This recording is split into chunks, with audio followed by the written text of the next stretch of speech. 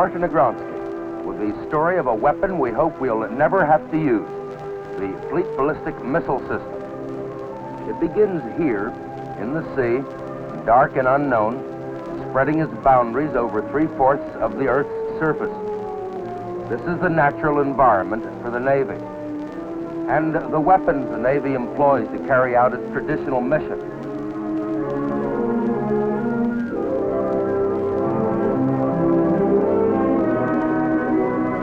In these depths, there is only one vehicle that can constantly move and sustain itself for extended periods of time without reliance upon the earth and the air.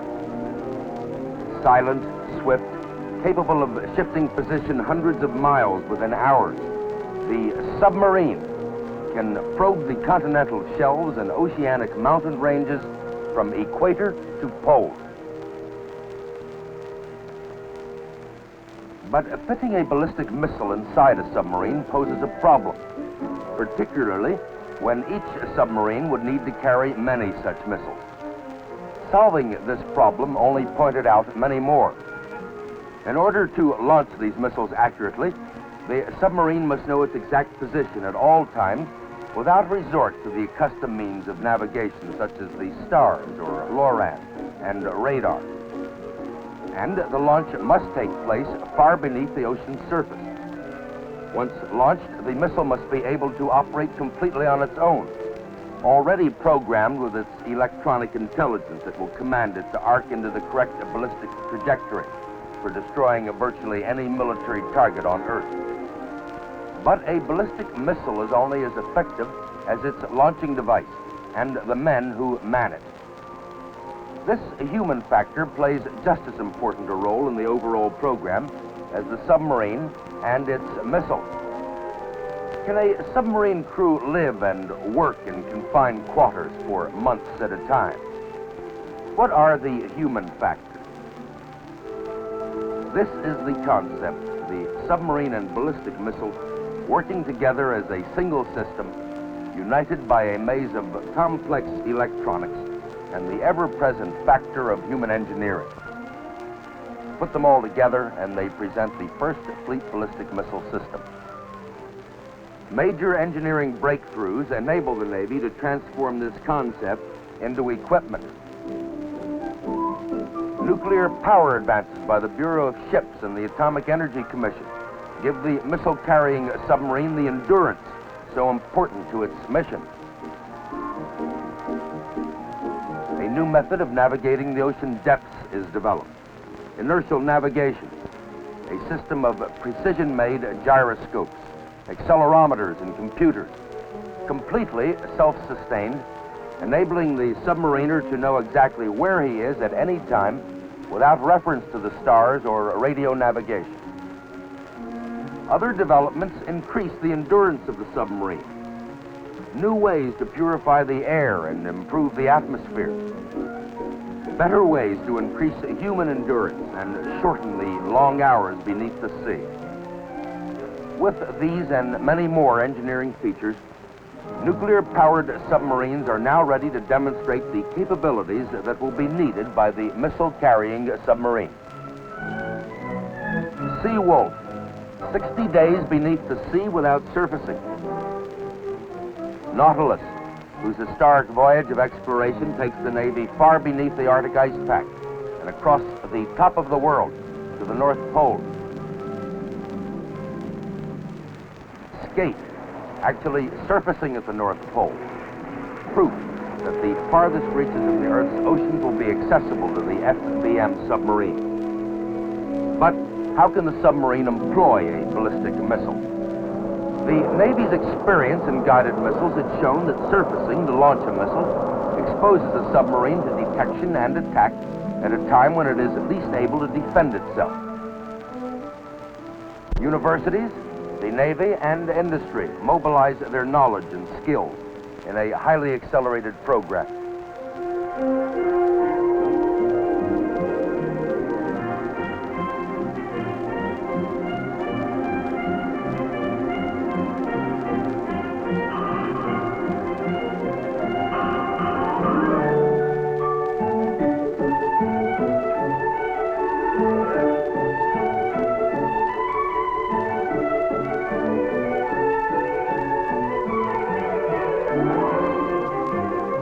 systems and subsystems are developed.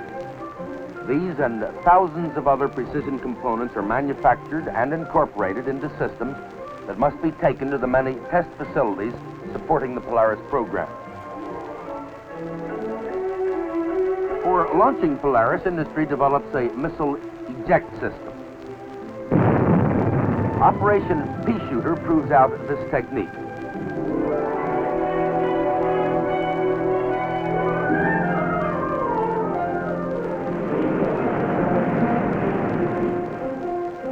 But will the launcher work underwater? On Operation Pop-Up, engineers find out. Deep beneath these boys is a pea shooter, loaded and ready to go.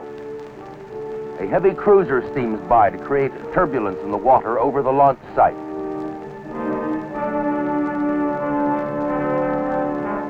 Another goal is achieved in the Polaris program.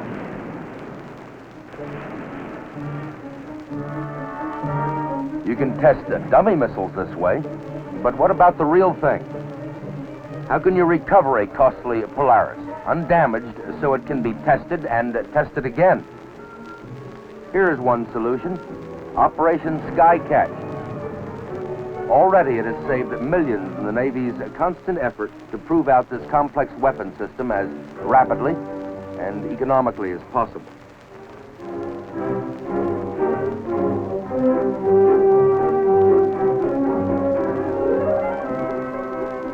Operation Fishhook is another important test facility.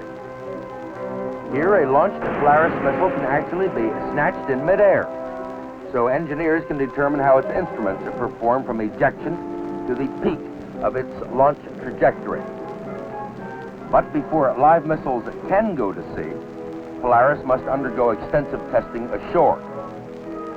Its engines must be proved and improved, so the missile has the power to deliver its deadly load. These high-energy solid rocket fuels represent another major breakthrough. A motor case designed to withstand the tremendous heat is also developed. And the result is an ever-improving rocket engine for the Navy's ballistic missile. As the program accelerates, facilities are expanded rapidly to flight test the missile. Here on the Navy's pad at Cape Canaveral, missilemen ready another Polaris for the latest in a series of flights designed to test the many components that make up the missile's engine, controls, and guidance system. These test vehicles are the AX series. They will give the engineers proof of how the missile will perform under actual flight conditions. And now, Polaris is checked from its highly instrumented nose cone down through its complex electronic airframe to its powerful motor, and then... Minus 20 seconds.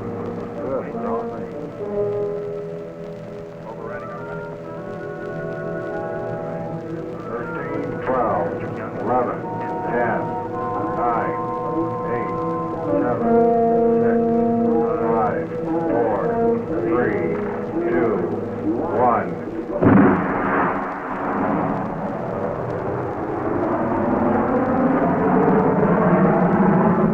1. But engineers must also ask themselves, how does Polaris react to the rolling, pitching motion of the sea? And so they build a device they call a ship motion simulator, which packs into its movements all the motions usually reserved for the sailor and his ship. Then, in test ejections of dummy missiles and later in actual firings from the simulator, they find answers to their questions, and in answers, solutions that bring Polaris closer to the day it can join the fleet.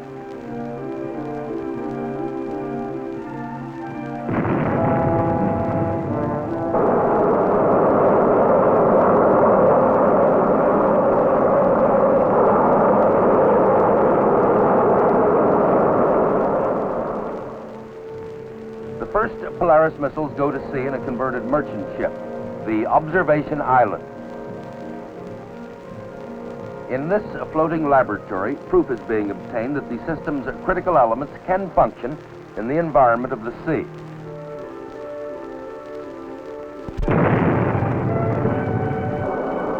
And today, a new naval weapon, the ballistic missile, takes sea power into space. Each success, each failure too, gives engineers and technicians the lessons they need to bring the system closer to operational readiness. This information is exchanged between the armed services and contractors, so developments from these continuing tests can be carried over into other programs to further the nation's ballistic missile capability.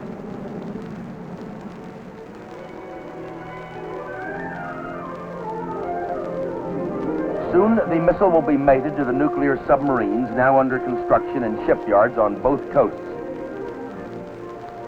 Already, the first of these new warships has come down the way. Christen thee, George Washington.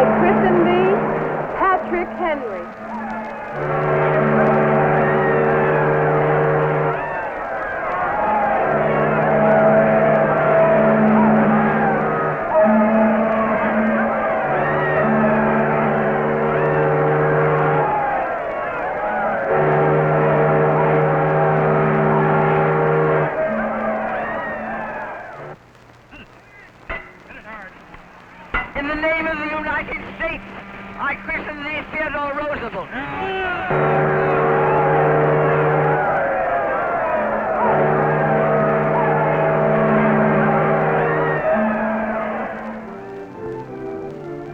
Navy men are being trained for the blue and gold crews of the FBM submarine. These are the technicians that will man this complex weapon system. Weapons of today for the security of tomorrow, each integrated into the larger weapon system of the American defense team.